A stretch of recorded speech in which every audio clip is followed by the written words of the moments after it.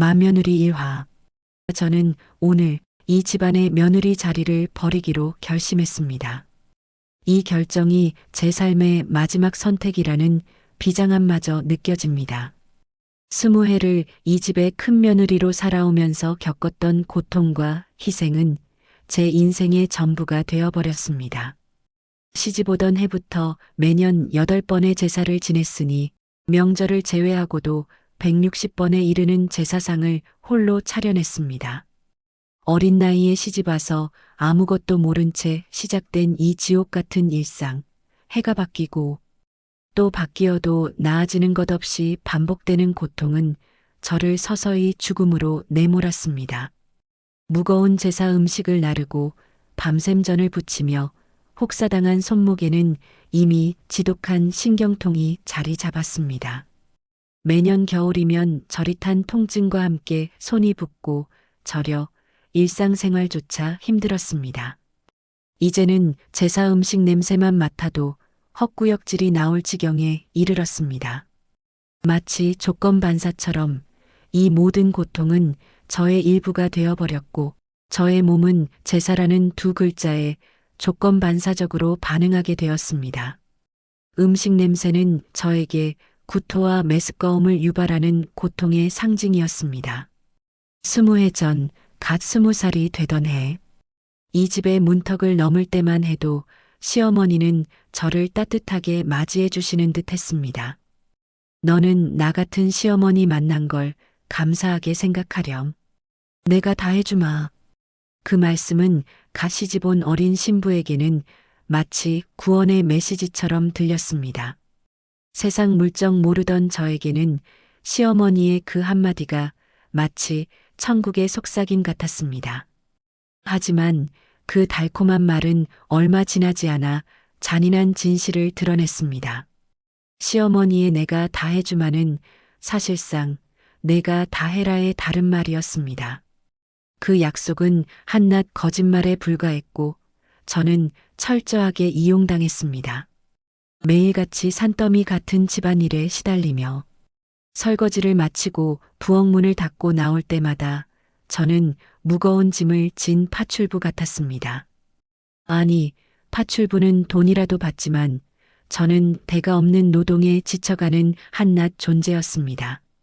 제 존재의 가치는 오직 묵묵히 일하는 것에만 국한된 듯 느껴졌고 저는 이 집안의 소모품처럼 취급당했습니다. 저의 희생과 노력은 아무런 보상도 인정도 받지 못했습니다. 작은 며느리 혜진은 이제 막 시집온 새댁처럼 상큼한 모습으로 앉아 있습니다. 그녀의 손에는 명품백이 들려 있었고 얼굴에는 여유로운 미소가 가득했습니다. 저는 새벽부터 산적 꼬치를 꿰느라 허리가 끊어질 지경인데 그녀는 저렇게 편안하게 앉아 있습니다. 그 모습은 저의 고단한 현실과 극명하게 대비되었습니다. 저의 땀과 노력은 이 집안의 그림자 속에 가려져 있었고 그녀의 화려함은 저의 존재를 더욱 초라하게 만들었습니다. 형님, 산적은 다 됐어요? 저 시어머니 옷 보러 백화점 잠시 가보려고요.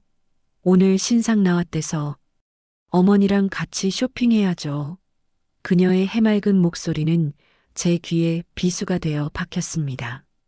속으로는 이런 생각이 들었습니다. 저 해맑은 얼굴 좀 봐라. 일은 내가 하고 공은 동서가 갖는구나. 수십 년간 이어져 온 저의 희생은 그저 당연한 것으로 치부되고 단 몇 번의 선물 공세로 시어머니의 사랑을 받는 동서. 저의 존재는 그저 이 집안의 노동력일 뿐이었고 시어머니의 사랑은 오직 돈과 선물로만 얻을 수 있는 것이었습니다. 그녀는 계속해서 제 속을 긁어댔습니다. 이따가 제가 어머니께 용돈도 두둑이 드릴 거라 어머니 기분 좋으실 거예요. 형님도 파이팅 하세요. 그럼 이만 그녀의 마지막 말은 저에게 비웃음처럼 들렸습니다. 용돈. 네, 용돈이었습니다. 시어머니의 사랑은 오직 돈의 크기로 측정되었습니다. 연봉이 높은 작은 며느리에게는 언제나 환한 웃음꽃이 피었고 칭찬과 애정이 쏟아졌습니다. 반면 어린 나이에 결혼에 살림하느라 모아둔 돈 없는 저에게는 늘 차가운 시선과 무심함이 돌아왔습니다. 시어머니의 날카로운 목소리가 귓가에 맴돕니다. 큰애야, 너는 이 집에서 밥만 먹고 사니? 내가 하는 일이 뭐 있니? 저는 오늘 새벽부터 전을 12접시나 부쳤는데 말이죠. 그 모든 노동은 돈 한 푼짜리 가치도 없는 것이었나 봅니다. 저의 희생은 무가치하게 평가절하되고 있었습니다. 제 남편 민수 씨입니다. 밖에서는 훌륭한 가장일지 몰라도 집에서는 시어머니 말씀이라면 껌뻑 죽는 효자였습니다. 남편은 언제나 시어머니의 편에 서서 저의 고통을 외면했습니다. 그의 눈에는 오직 어머니의 기쁨만이 중요할 뿐 저의 희생은 전혀 보이지 않는 듯 했습니다. 제사상 다 차렸지? 어머니 오시면 힘들어 하실라. 빨리 정리해. 그의 말에서는 저에 대한 배려는 찾아볼 수 없었습니다. 그저 어머니의 심기를 거스르지 않으려는 초조함만이 느껴질 뿐이었습니다. 힘들지 않아? 저는 이 말을 얼마나 듣고 싶었을까요? 단 한 번도 남편은 제게 고생했다. 혹은 힘들지? 라는 따뜻한 말을 건넨 적이 없습니다. 저의 고통은 남편에게는 그저 일상적인 풍경일 뿐이었습니다. 그는 무뚝뚝한 효자, 그 이상도 이하도 아니었습니다. 저의 감정은 늘 외면당했고 저는 이 집안에서 철저하게 혼자였습니다.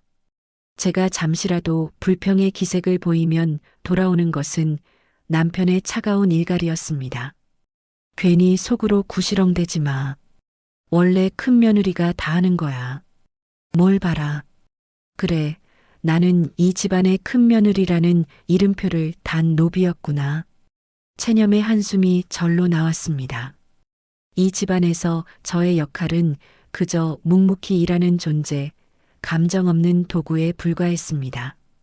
저의 삶은 오직 이 집안의 봉사에만 헌납되어 있었습니다. 불행 중 다행일까요? 35, 늦은 나이에 기적처럼 아기가 찾아왔습니다. 힘든 제사 노동도, 시어머니의 모진 말도, 남편의 무관심도 이 아이를 위한 것이라 생각하며 버틸 수 있었습니다. 저는 온 세상이 저에게 미소를 짓는 것 같았습니다. 이 아이만이 저의 유일한 희망이자 삶의 이유가 되어 주었습니다. 저는 다시 살아갈 힘을 얻었습니다. 그러나 저의 작은 행복마저도 이 집안에서는 허락되지 않는 것이었을까요? 기쁜 소식을 시댁에 알렸을 때 시어머니는 무덤덤했습니다. 아니, 저를 비웃는 것 같았습니다. 그러냐? 아이는 낳아야지. 그런데 내 동서도 임신했단다. 너보다 2달 늦게. 그 순간 제 모든 기쁨은 산산조각 났습니다. 제가 누릴 작은 행복마저도 시어머니의 사랑을 독차지하는 작은 며느리에게 뒤처진다는 기분이었습니다. 저의 임신은 축하의 대상이 아니라 비교의 대상이 되어버렸습니다. 시어머니는 저의 기쁨을 짓밟고 작은 며느리를 치켜세우며 저를 더욱 비참하게 만들었습니다. 시어머니의 차가운 말은 저의 남은 희망마저 앗아갔습니다. 매년 8번의 제사, 밤샘 노동, 시어머니의 끊임없는 질책과 남편의 무관심 속에서 저는 스트레스와 피로에 찌들어갔습니다. 저의 몸은 병들어갔고 마음은 상처로 가득했습니다. 결국 아이는 제 곁을 떠났습니다. 유산의 고통은 저를 절망의 나락으로 떨어뜨렸습니다. 몸이 망가지는 줄도 모르고 일했던 대가였을까요? 저는 침대에 누워 천장만 바라봤습니다. 저의 몸과 마음은 이미 한계에 다다른 지 오래였습니다. 이 모든 고통의 끝은 어디일까요? 저는 이제 더 이상 이 모든 것을 견딜 수 없습니다. 저의 인내심은 바닥났고 희망은 사라졌습니다. 이제 저는 저를 옥죄던 맏며느리라는 굴레를 벗어던지고 저의 삶을 찾아 떠나려 합니다. 이 모든 굴레를 끊어내고 저 자신을 위한 새로운 삶을 시작할 것입니다.